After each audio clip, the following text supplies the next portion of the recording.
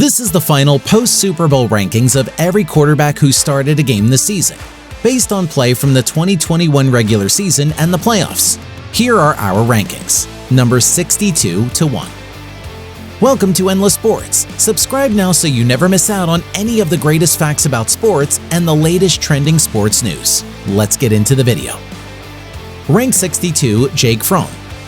The 𝐦𝐤𝐤 State Farm jokes were tired after a few hours, and then there wasn't much left to talk about. 𝐤 may be best remembered as the guy Joe Judge asked to perform a QB sneak from a jumbo formation on 3rd and 9.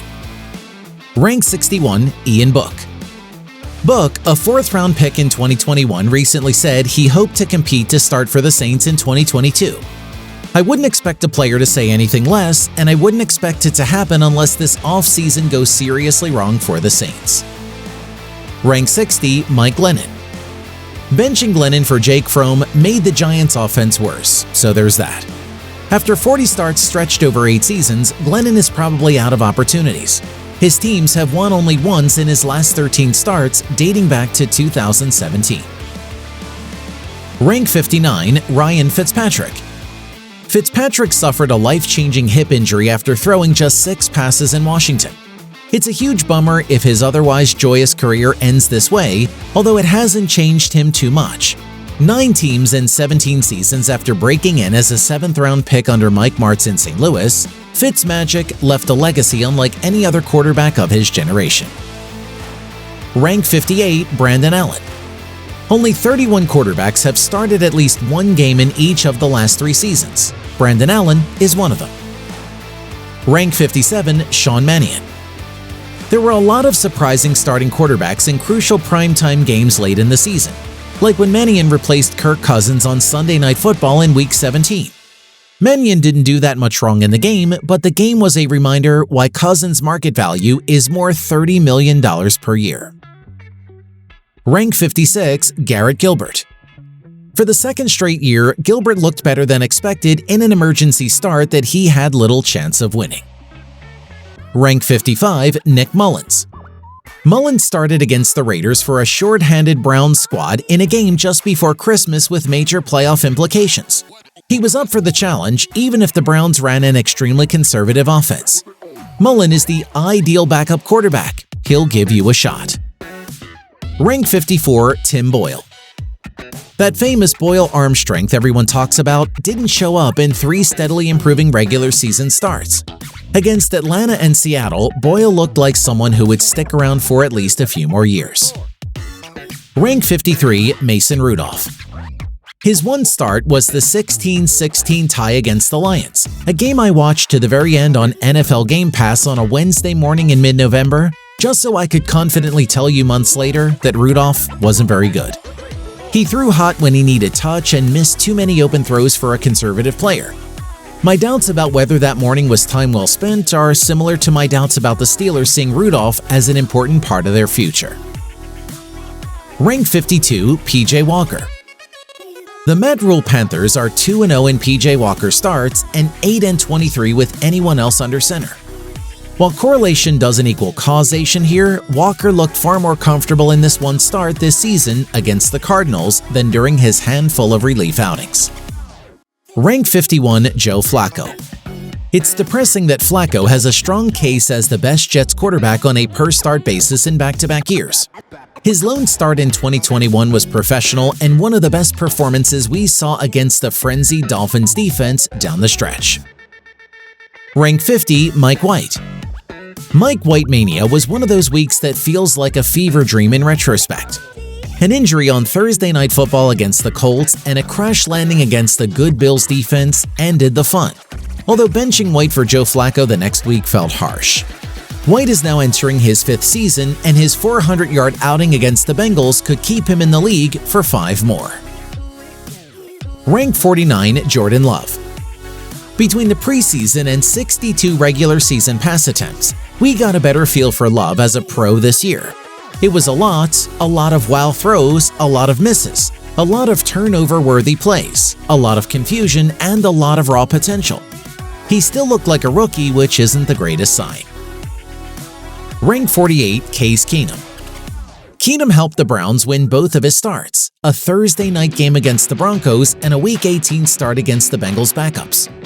After both games, I wondered about a door number 2 where Baker Mayfield was benched for the season because of his shoulder injury, and whether that door would have led the Browns to the playoffs. Rank 47, Drew Lock. Lock was better than his stats showed in 3 late-season starts, avoiding the haywire decisions that plagued his 2020 campaign. He didn't get much help from his receivers or offensive line. If he plays like that moving forward, he can settle in as a quality backup. Rank 46, Nick Foles. Nick Foles started 1 game for the Bears, leading one of the best game-winning drives of the season with an array of improbable throws in a comeback win in Seattle. Don't bury this man yet. Rank 45, Tyrod Taylor. Tyrod's star-crossed career continued. He played 6 sensational quarters, got hurt, and struggled when he returned 2 months later in 4 mostly ugly starts. Rank 44, Cooper Rush. Hard to do much better as a backup than going 1-for-1 in quality starts. Rush pulled the ball down the field in a win over the Vikings to great success and with a bit of good fortune. It weirdly may have been the high point of the Cowboy season. Rank 43, Zach Wilson. In nearly half of his starts, Wilson was the primary reason his team wasn't competitive. He improved down the stretch, but most of that improvement came down to 1 terrific game against the Bucs. He did not throw with consistent confidence, even though his arm is outrageous, and finishing the season with a 7-for-20 performance against the Bills left a sour aftertaste.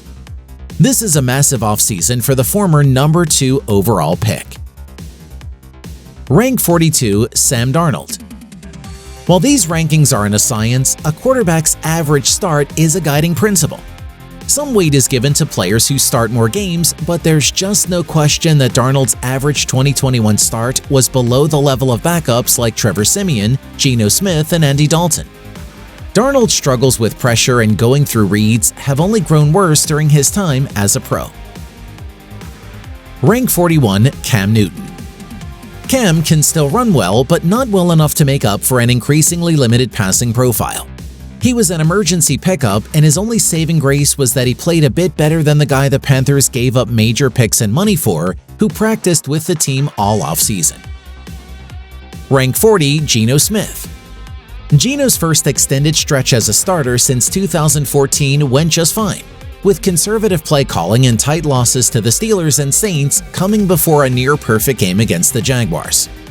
Staying competitive against tough defenses and beating down the bad ones will usually keep a backup quarterback employed for a long time. Rank 39, Colt McCoy. The Cardinals went 2-1 in McCoy starts, with convincing wins against the Seahawks and 49ers sandwiched around a blowout loss to the Panthers. Football is weird. McCoy proved he can still execute the game plan and play with a lead, even providing a few big plays. Rank 38, Trevor Siemian. Siemian finished with 200 dropbacks and ended up 25th out of 38 qualifiers in PFF's passing grades ahead of Baker Mayfield, Jared Goff, Taylor Heineke, and the top 2 picks in the last year's draft. The magic may run out without Sean Payton, but Siemian's career went from nearly over to solid backup option again. Rank 37, Gardner Minshew. Minshew played almost exactly as expected in 2 spot starts, lighting up the Jets with short passes and competing well against pressures while playing with backups against the Cowboy starters in Week 18. He's a high-end backup. Rank 36, Trey Lance. Lance warmed up in both of his starts, playing better in the second halves. He ran well and hit more big plays than Jimmy Garoppolo. The perception is that he struggled as a rookie, but the numbers above paint a more nuanced story. I can't help but wonder what the 49ers would have done if he started more games, and I can't wait to see him after another offseason in Kyle Shanahan's system. Rank 35, Josh Johnson. Watching Johnson play football this season made me angry that he didn't get more opportunities in his career. On a per-snap basis, he made more impressive throws than the rest of the Jets' quarterbacks. Then he was put back on the practice squad. He put together his first 2 300-yard games despite making only 1 start. He played clean, aggressive football in his start for the Ravens and finished 13th out of 54 quarterbacks in PFF's grading among quarterbacks with 50 dropbacks. How does a quarterback this talented and heady struggle to find even backup roles for a decade and a half? Johnson deserves better. Rank 34, Jacoby Brissett. The tiniest hill I'm ready to die on is that Brissett's 2021 was much better than the numbers showed. The Dolphins' offensive line made football unplayable. Brissett managed to move the ball even if it was agonizingly slow. His passing grade on PFF was good for 15th out of 38 qualifiers, just below Patrick Mahomes and 2 spots ahead of Russell Wilson. I don't always agree with PFF, but seeing this grade made me feel less alone in the world. Rank 33, Andy Dalton. Dalton has played roughly 2,000 snaps in the last 3 years, finishing with a PFF grade between 65 and 70 each season. This is who he is, a high-end backup who will rise and fall based on his teammates and the opponent, same as it ever was. Rank 32, Trevor Lawrence. Lawrence was unable to overcome his brutal surroundings, and the flashes of his elite talent were too rare until his great Week 18 capper. I'm not that worried about Lawrence because he still looked the part of a talented NFL quarterback. The bigger concern is whether the Jaguars and Doug Peterson can get the surroundings right. Rank 31, Davis Mills. Mills outplaying the top 3 picks in the 2021 draft as a rookie is either a sign of great things to come or will look insane in a decade. The floor on Mills has definitely been raised. He's an NFL quarterback and possibly a starter. The ceiling is also intriguing because his physical gifts are obvious. This is not Mike Glennon. Rank 30, Taysom Hill. Amidst all the hype, the backlash, and the backlash to the backlash, Hill has shown steady progress. He's an NFL quarterback now, which is no small feat. His per-game rushing value ranks with any starting quarterback. His passing and decision-making have improved even if he can't throw down the field.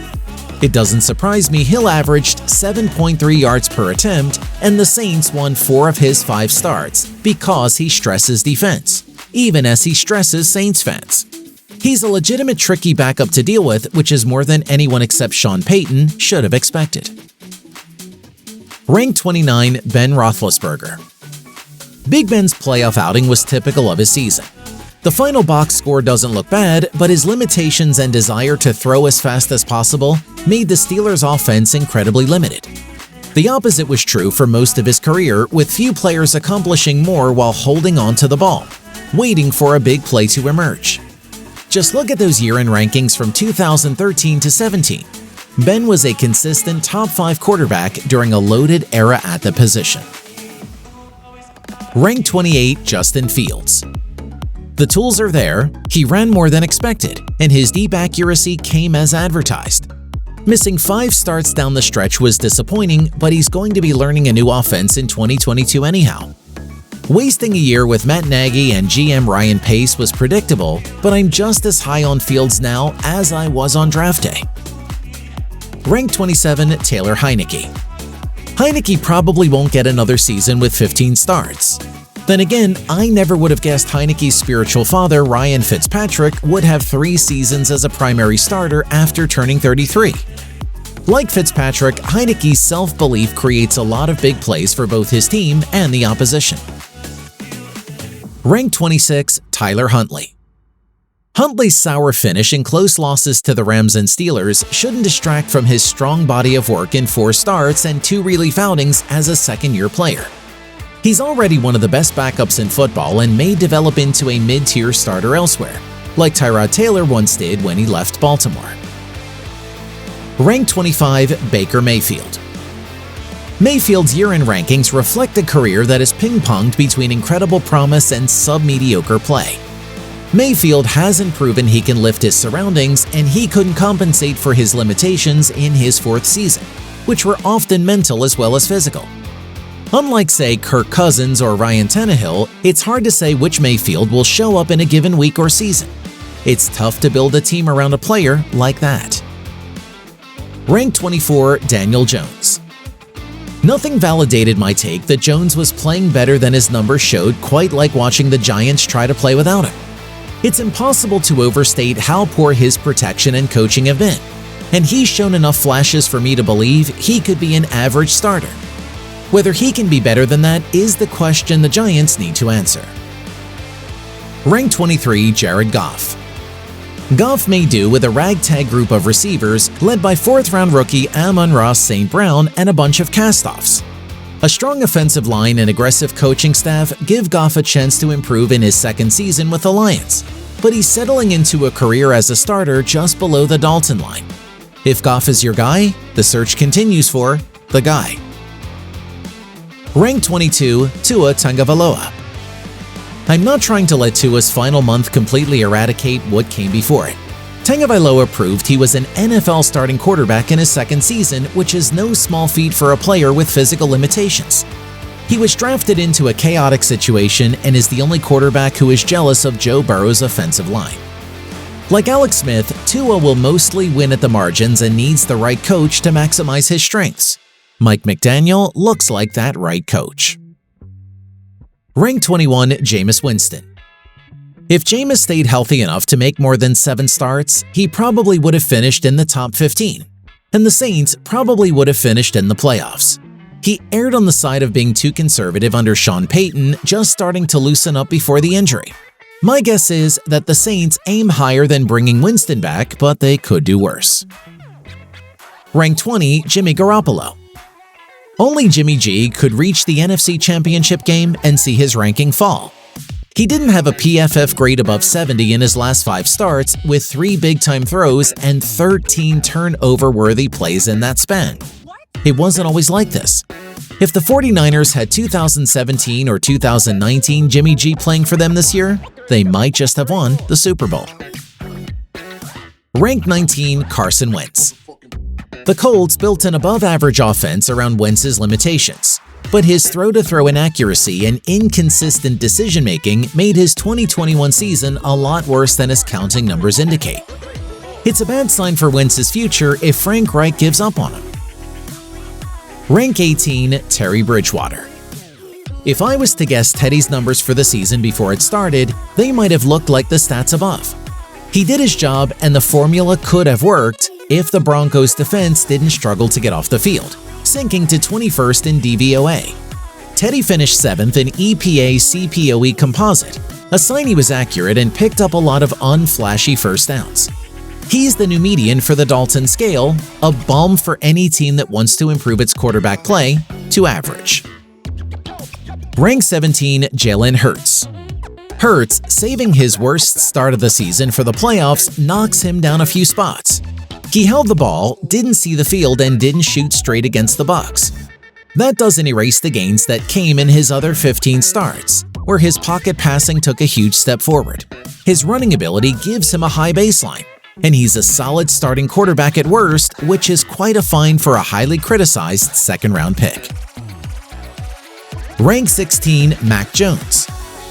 I never understood the narrative that the Patriots weren't asking Mac Jones to do much. If anything, the cautious Patriots staff's willingness to ask a lot was one of the defining traits of Jones's rookie season.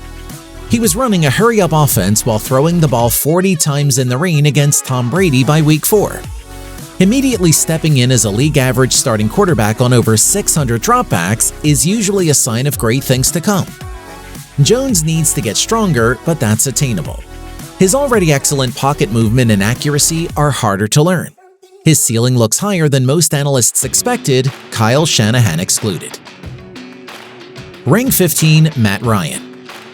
Ryan is in decline, but a competent offensive line would help to slow it down. He can still move well enough in the pocket, makes good decisions, and hits his targets. This may not sound exciting, but it's good enough for him to remain a league-average starter. Rank 14, Lamar Jackson.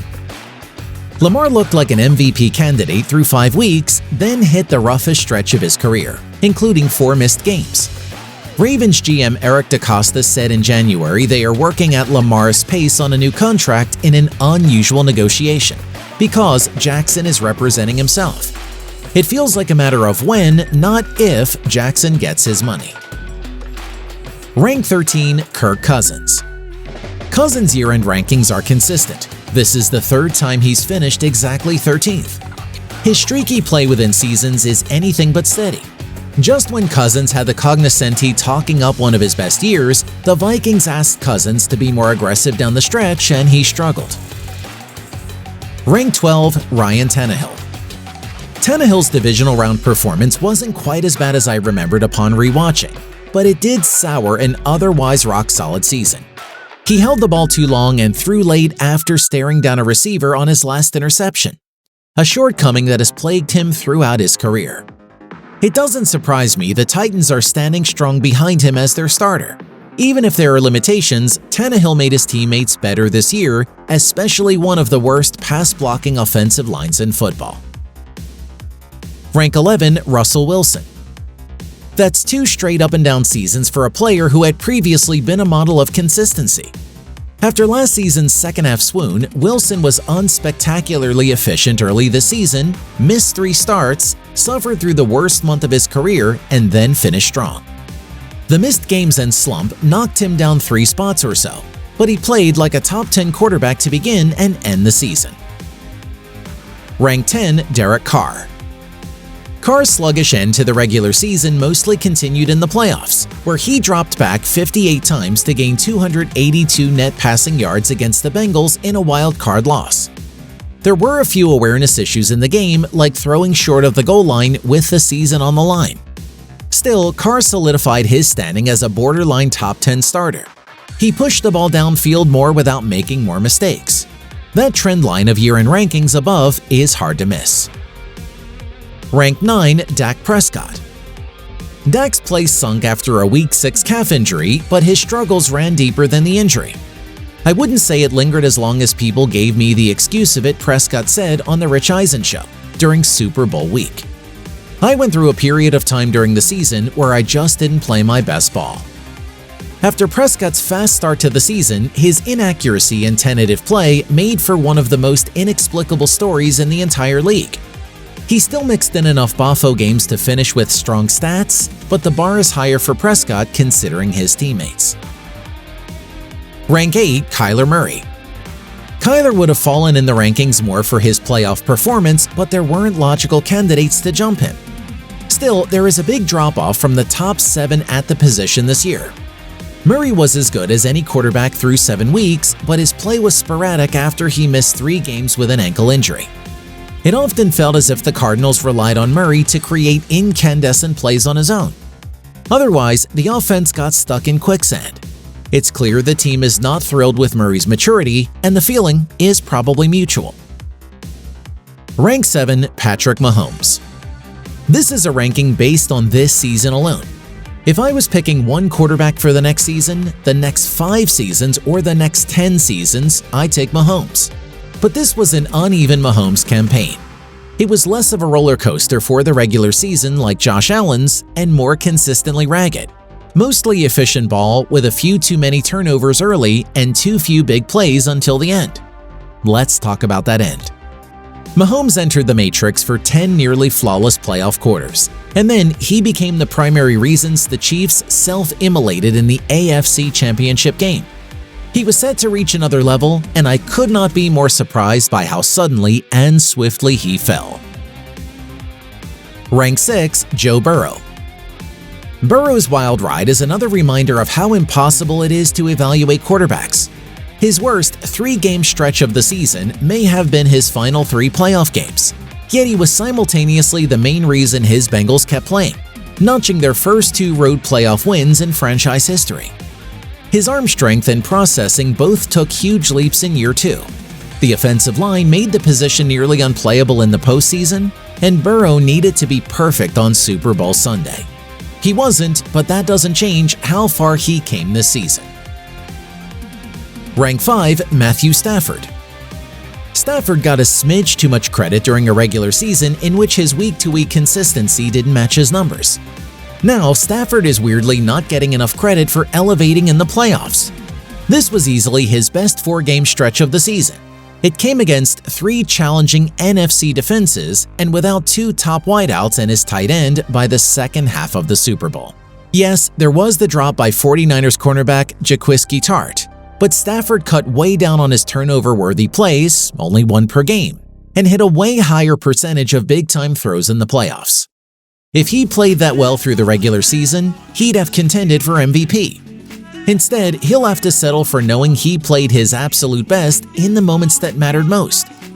I struggle to sort out the QB ranks from numbers 3 to 7, and Stafford gets extra credit for playing so well in the playoffs. Rank 4, Justin Herbert. Herbert's sensational Week 18 against the Raiders feels like 5 years ago. The same is true for Herbert's overtime thriller against the Chiefs. It's not his fault the Chargers' defense blew both games, and it's not his fault that his ranking slipped from number 3 to number 5 here, because others shined in the playoffs. Try to divorce each quarterback from his surroundings, evaluate their responsibilities, and judge on the results. I can't bring myself to rank Herbert's 2021 any lower than this. Rank 3, Josh Allen. I will go to my grave believing the 2021 Bills would have won the Super Bowl if they'd won the coin toss in Kansas City. That's mostly because Josh Allen was playing quarterback at a level in those 2 playoff games I've never seen before. Combine those outings with his Week 14 comeback effort against the Bucs and his Week 16 destruction of the Patriots, and it's clear that Allen's highs this season were higher than anyone else's. Backing up his breakout 2020 season in this fashion was incredibly impressive. Rank 2, Aaron Rodgers. The fact that Rodgers has won 4 MVPs and made just 1 trip to the Super Bowl is a reminder that nothing is promised for youngsters like Joe Burrow, Josh Allen, and Justin Herbert, no matter how brilliant they are individually. Rodgers contributed to his team failing in January this year with a conservative, sometimes confused effort against the 49ers. Rodgers would be crazy to leave Matt LaFleur because the last 2 seasons have been among the sharpest of Rodgers' career, improving his efficiency without sacrificing his moments of inspired brilliance. Rank 1, Tom Brady. Our man has been busy since we last checked in. He helped to blow out the Eagles, worked for 55 minutes against the Rams without enough time to throw, led a frenetic late comeback, and then he retired. Probably. His 2-year run in Tampa proved his arm never diminished and that he could excel in a bombs-away offense built around throws that would be low percentage in mortal hands. No quarterback has ever left the game playing this well, and he's 44 years old. That's all for today's video. We hope you enjoyed this upload. If you did, feel free to leave a like and subscribe to the channel for even more great content just like this. Thanks for watching. See you soon in another one.